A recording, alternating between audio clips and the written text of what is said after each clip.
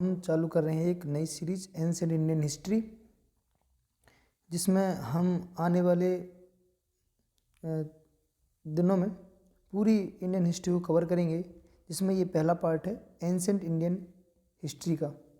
ठीक है, तो यहाँ हम एंशिएंट इंडियन हिस्ट्री की बात करेंगे और ये जो सीरीज़ रहेगी वो यूपीएससी एंड पीसीएस एग्ज़ाम या पीएससी एग्ज़ाम जो कि अभी नोटिफिकेशन आई है उसके लिए बहुत इम्पोर्टेंट रहेगी।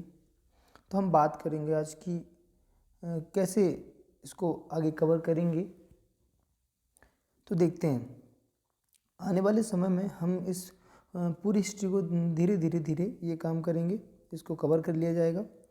और ये जो हिस्ट्री का जो सीरीज़ है वो बेस्ड रहेगी, बेस किस पे रहेगा उसका, क्लास 6 की एनसीईआरटी पर। ठीक है, जो कि एक बहुत अच्छा सोर्स है, बहुत अच्छे से पूरी हिस्ट्री को कवर कर देती है।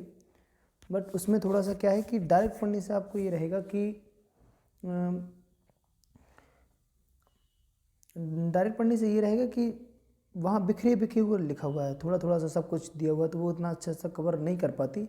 बट हाँ, ये पूरी एक सीरीज़ को अच्छे से कवर कर देती है अगर उसको अच्छे से पढ़ा जाए। तो हम उसी को यहाँ पूरी क्लास 6 के एनसीईआरटी को कवर करने का कोशिश करेंगे। और आज ये पहली क्लास रहेगी अपनी कि कैसे हम पहली चैप्टर से चालू करेंगे अपन और देखेंगे। तो चलिए चालू करते हैं। तो अब हम पहले बात करेंगे कि इतिहास जानने की स्रोत क्या है, हम क्यों किसके जानने वाले, इतिहास को जानने वाले हैं, वो भी किसकी, प्राचीन भारत के इतिहास को। तो प्राचीन भारत के इतिहास को जानने के लिए कौन कौन से स्रोत रहेंगे। देखो, एक तो हो गया साहित्यिक स्रोत, ठीक है, और एक होगा पुरातात्विक स्रोत। अगर इंग्लिश की बात करें तो ये हो जाएंगे लिटरेरी सोर्स एंड जो हो जाएंगे आर्कियोलॉजिकल सोर्स। ठीक है, इसमें आते हैं शिलालेख, धार्मिक स्रोत, सेकुलर स्रोत, अकाउंट बुक। शिलालेख मतलब जो पत्थरों पे लिखा हुआ है, ठीक है। धार्मिक स्रोत मतलब जो धार्मिक किताबों में लिखा हुआ है, क्योंकि उनको यूज करेंगे, जैसे वेद पुराण है ना, वेद। अब इसमें भी धार्मिक स्रोत में भी दो रूप होते, एक होते कैनोनिकल टेक्स्ट, ठीक है, कैनोनिकल, ठीक है, एक होते non canonical. Canonical non canonical मतलब जिन पे जो एक मूल सोर्स होते वो सोर्स कहलाते कैनोनिकल सोर्स, जैसे वेद, ठीक है, जो वेद होते वो मूल सोर्स है, जिसको जैसे पुराण में क्या करें उसी की इंटरप्रिटेशन और आसपास को समझने के लिए हम उपयोग करते पुराणों को, तो वो हो जाएंगे नॉन कैनोनिकल में। ठीक है, याद रखना, वेद हो जाएंगे तुम्हारे कैनोनिकल, पुराण हो जाएंगे नॉन कैनोनिकल। जैसे कैनोनिकल में एक और बताएं हम आपको, तो त्रिपिटक भी क्या है, कैनोनिकल टेक्स्ट है। ठीक है, और देखते हैं ये पुरातात्विक स्रोत में कौन कौन से स्रोत आते हैं, तो उनकी बात करते हैं। तो पुरातात्विक स्रोत में देखेंगे हम हड़प्पन सील, जैसे भी हम जब पढ़ेंगे हड़प्पा सभ्यता को, तो वहाँ हड़प्पन सील आएगी। और एक होते मानव निर्मित स्रोत, मतलब ऑलरेडी मानव निर्मित स्रोत ही है हड़प्पन सील, मतलब किसी न किसी ने तो उनको बनाया ही हुआ है, एंड शिलालेख इसमें भी काउंट हो जाएगा। ठीक है, याद रखेंगे इसको। चलिए आगे बात करते हैं। हाँ, थोड़ा सा और इसमें एक चीज़ और देखें कि यहाँ पांडुलिपियाँ भी आ जाएंगी, शायद लिख नहीं पाया होगा, पांडुलिपि जो कि हम आगे यूज करेंगे, पांडुलिपि बहुत जगह बताएंगे, तो उसमें तो पांडुलिपि भी हम साहित्यिक स्रोत की श्रेणी में रखेंगे। और पांडुलिपियाँ क्या है, ज़मीन से खोदने पर मिल जाए तो पुरातात्विक स्रोत भी यूज जैसे दिखेंगी तो हम उनको पुरातात्विक स्रोत भी कहेंगे। तो साहित्यिक स्रोत तो हैं, साथ साथ तो पुरातात्विक स्रोत भी हैं, क्योंकि ज़मीन से खोदने पर मिलेंगे, खुदाई में जो एक्सकैवेट करने में जो हमें मिलेगा। ठीक है, चलिए हम अपने पास्ट को जानते हैं। तो ये देखें यहाँ, इसको थोड़ा सा यहाँ देखते हैं अपन। तो हम अपने पास्ट को जानने वाले हैं, तो हम अगर इतिहास को श्रेणी में बांटें, इतिहास क्या लिखना था, ये इतिहास, आज व्यंजन कहे चला, ये इतिहास को हम पहले 3 श्रेणियों में बांटेंगे। ठीक, एक हो जाएगा तुम्हारा प्रागैतिहासिक, प्रागैतिहासिक काल। ठीक है, एक हो जाएगा तुम्हारा अधऐतिहासिक काल, अधऐतिहासिक काल। ठीक है, एक हो जाएगा तुम्हारा इतिहास काल। ठीक है, इनमें विशेषताएं क्या हैं, थोड़ा सा देख लेना, थोड़ा सा राइटिंग इतनी अच्छी नहीं है। तो प्रागैतिहासिक काल में आएगा, क्या आएगा कि प्रागैतिहासिक काल में आएगा कि कैसे पहचानेंगे प्रागैतिहासिक काल है, कैसे पहचानेंगे अधैतिहासिक काल पढ़ रहा है, कैसे पहचानेंगे इतिहास काल को पढ़ रहा है। तो प्रागैतिहासिक में क्या होगी कि हमें कोई लिपि नहीं है यहाँ पे, ठीक है, लिपि नहीं, हम केवल किससे पढ़ते, आर्कियोलॉजिकल सोर्स के हिसाब से, पुरातात्विक स्रोतों से पढ़ते, जो कि खुदाई में हमें मिलते रहते। कहीं पत्थर मिलेंगे, जब हम प्रागैतिहासिक काल को पढ़ेंगे तो उनके बनाए हुए औजार मिलेंगे, हड्डियाँ मिलेंगी, है ना, जानवरों की हड्डियाँ, तो उनमें, तो उनसे हम इसको पढ़ते प्रागैतिहासिक काल को। तो वहाँ लिपि नहीं होती, भाषा होती होगी लेकिन हमें नहीं पता, तो हम उसको जानते नहीं हैं। भाषा होती है पर हम जानते नहीं। अधैतिहासिक काल के बारे में बात करें तो क्या होगा अधैतिहासिक काल कि भैया लिपि तो यहाँ भी होगी, लिपि है, ठीक है, लिपि है, भाषा है, लेकिन हम खोज नहीं, उनको डिसाइफर नहीं कर पाए, हम उसको पढ़ नहीं पाए।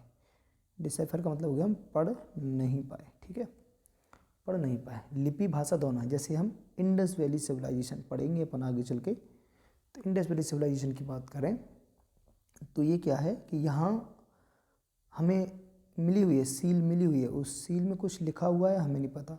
धौलावीरा में एक बोर्ड मिला हुआ है जिसमें 10 सिंबल हैं, हमें उस 10 सिंबलों का मतलब भी नहीं पता है, ठीक है। तो हमें लिपि मिल तो रही है लेकिन हमें पता नहीं है वो कौन सी लिपि है। भाषा वो यूज करते होंगे, हमें नहीं पता वो कौन सी भाषा यूज करते होंगे, ठीक है। भाषा तो होती होगी, कम्युनिकेट करने के लिए भाषा होती होगी, प्रागैतिहासिक काल में भी भाषा होती होगी, लेकिन हमें नहीं पता, ना हम कभी जान पाएंगे कि वो कौन सी भाषा यूज करते थे। लिपि ऐसा है कि अगर लिपि डिसाइफर हो जाएगी तो पता भी चल जाएगा कि वो कौन सी भाषा बोलते थे। तो यहाँ लिपि अभी डिसाइफर नहीं हुई है तो फिर नहीं पता कर पाएंगे, भाषा भी नहीं पता वो कौन सी बोलते थे। इतिहास में ऐसा रहेगा कि लिपि भी होगी, भाषा भी होगी और हमें पता भी है दोनों, तो हम यहाँ पे इसको पढ़ पाएंगे। जैसे कि रामायण रामायण है ना, महाभारत, ठीक है, महाभारत, तो ये सब हम, इनकी भाषा हमें पता है, वैदिक संस्कृत है तो हम पढ़ पाते हैं इसको, तो कोई दिक्कत नहीं होती हमें। तो ये जो है इतिहास को श्रेणी में बांट दिया अपन ने, ठीक है, याद रखेंगे। वैसे यहाँ पे, अब यहाँ पे क्या था, चेक कर लो कि जब कोई लिपि नहीं थी, ठीक है, जब कोई लिपि नहीं थी, लिपि नहीं थी, भाषा थी लेकिन हमें पता नहीं है। प्रोटो हिस्ट्री मतलब वही अधैतिहासिक काल, लिपि थी लेकिन हम पढ़ नहीं पाए, ठीक है, भाषा थी लेकिन हम जानते नहीं, ठीक है, क्योंकि अगर वो लिपि पढ़ ली जाती तो फिर हमें भाषा भी पता लग जाएगा, यदि लिपि पढ़ ली जाएगी। वही IVC इंडियन वैली सिविलाइजेशन की हिस्ट्री की बात करेंगे तो लिपि है, हम उसे पढ़ पाए, भाषा थी उसे हम जानते हैं, वो वैदिक, जैसे रामायण महाकाव्य में, जो रामायण में, महाभारत में जो लिखा हुआ है तो हम पढ़ पाते हैं, तो हाँ हम कह सकते हैं हाँ वो इतिहास की श्रेणी में आ जाएगा। उसको हम यूज भी करेंगे जब हम पढ़ेंगे चीज़ों को कि रामायण में क्या है, कैसे समाज को रिफ्लेक्ट करता है उस समय, तो देखेंगे ये सारी चीज़ें। चलिए आगे बात करते हैं। अब आती है हमें लैंग्वेज और स्क्रिप्ट की बात। तो लैंग्वेज क्या है, स्क्रिप्ट क्या है, बहुत जगह बात कर रहे थे अभी हम, लिपि, लैंग्वेज, भाषा, लिपि, भाषा, हम जान नहीं पाए, पढ़ नहीं पाए, तो अच्छा है क्या लिपि और लैंग्वेज है क्या, इसको समझते हैं। लैंग्वेज मतलब हुई भाषा, तो अपन जानते ही हैं कि भैया इसको अपन भाषा कहते हैं। तो ये भाषा हो गई आपकी, ठीक, ये आपकी लिपि होगी, ठीक है। तो हमें समझना है कि लिपि और भाषा में क्या अंतर होता है, मतलब लिपि कैसे कहेंगे, भाषा कैसे कहेंगे। जैसे हम एक उदाहरण लेते हैं, हम लिखते हैं, एक नाम लेते हैं और नाम लेते हैं, जैसे चलता हुआ है मुकेश, एक नाम हो गया मुकेश, ठीक है, ये मुकेश नाम लिख दिया हम, एक यहाँ लिखा हमने मुकेश, ठीक है। तो अब आप लोगों को बताना है कि ये किस भाषा में लिखा हुआ है। तो हम मुकेश पर तो हिंदी भाषा है ना, तो भाषा जो है वो कौन सी है, हिंदी, मतलब इसकी लैंग्वेज कौन सी है, हिंदी। कोई कहते स्क्रिप्ट कौन सी है, स्क्रिप्ट हम कहेंगे सर रोमन है, क्योंकि रोमन अक्षर यूज करिए, ABCD यूज करिए, ठीक है। ऐसे इस पर बात करेंगे तो लैंग्वेज कौन सी है, लैंग्वेज जो है वो हिंदी है। लेकिन हम बात करेंगे स्क्रिप्ट बात करेंगे तो वो देवनागरी स्क्रिप्ट है। कौन सी स्क्रिप्ट है, देवनागरी स्क्रिप्ट है, ठीक है। अरे बात समझ में कि लैंग्वेज और लिपि क्या है, क्योंकि हम बीच बीच में बात करेंगे कि लैंग्वेज ये है, कहीं प्राकृतिक बोली जा रही है ना, कहीं वैदिक संस्कृत है, तो लिपि है वैदिक संस्कृत, लैंग्वेज है संस्कृत, है ना, तो ऐसे यूज करेंगे तो उसको ध्यान देना होगा कि ये लिपि, अच्छा ये बात कर रहे हैं अपन, है ना। आगे देखते हैं, तो ये लैंग्वेज स्क्रिप्ट होगी। अब हम कैलेंडर भी थोड़ा सा, क्योंकि हमें वहाँ सन दिए होंगी तो हम कैसे समझ पाएंगे कि ये कितने पहले की बात हो रही है, ठीक है। बहुत बार ऐसा भी यूज हो जाएगा कि बिफोर प्रेजेंट, मतलब आज से 5000 साल पहले, आज से 10,000 साल पहले। जैसे आप क्लासेस की एनसीईआरटी पढ़ेंगे तो उसमें ऐसे यूज किया, आज से 2500 साल पहले, आज से 5000 साल पहले, आज से 6000 साल पहले, ऐसा लिखा हुआ है वहाँ पर, ठीक है। तो उसको कहते हैं अपन बिफोर प्रेजेंट, बीपी। तो वो यूज़ नहीं करते ज़्यादा हम, ज़्यादा कौन सी यूज करेंगे, वो लिखा होगा तो उसको बताते हैं हम पहले। उसको समझने के लिए आपको एक काम करना होगा, पहले एक लाइन समझनी होगी जो थोड़ा सा इस तरफ होगी, इसमें समझ लो। जैसे ये लाइन खींची हुई है तो इसको हमने क्या कर दिया, इसको ऐसे ये जीरो कर दिया। ये जीरो पॉइंट हुआ कौन सा, जीसस क्राइस्ट का जन्मदिन है, ठीक है, जो कि 1 AD अपन कहते हैं कि 1 AD में हुआ था उनका जन्मदिन। तो उनके जन्म से पहले जो भी बात करेंगे, मतलब 1 कह दें, अगर 01 मान लें, तो उनसे पहले जो भी सन की यूज करेंगे वो VCE, बिफोर कॉमन एरा या कॉमन एरा यूज करेंगे। इस तरफ जो भी आएगी वो AD बात करेंगे अपन, एनो डोमिनी, ठीक है। और हिंदी में बात करें तो यहाँ बात करेंगे ईशा पूर्व लिखा होगा, ठीक है, और यहाँ लिखा होगा ईस्वी, ईस्वी ऐसे होगा, ठीक है। ई यहाँ भी बना था, यहाँ ई पू लिखा होगा तो ईशा पूर्व बन जाएगा, यहाँ ईस्वी लिखा होगा तो ईशा मतलब ईस्वी बन जाएगा, ठीक है। अगली बात समझें कि जीसस क्राइस्ट के जन्मदिन से पहले BC, जीसस क्राइस्ट के जन्मदिन के बाद AD यूज लगाएंगे, ठीक है। इस कैलेंडर को थोड़ा सा दिमाग में रखना है। आगे कैलेंडर आएंगे संघ पे, विक्रम संवत, शक संवत, तो हम उन सब चीज़ों को देखेंगे बार बार, ठीक है।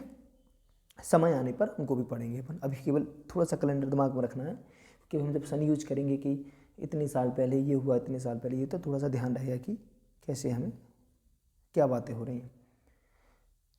तो आज के लिए बस इतना ही रखते हैं, और ये वीडियो पसंद आया तो बढ़िया एंजॉय कीजिए, पढ़िए और लगे रहिए।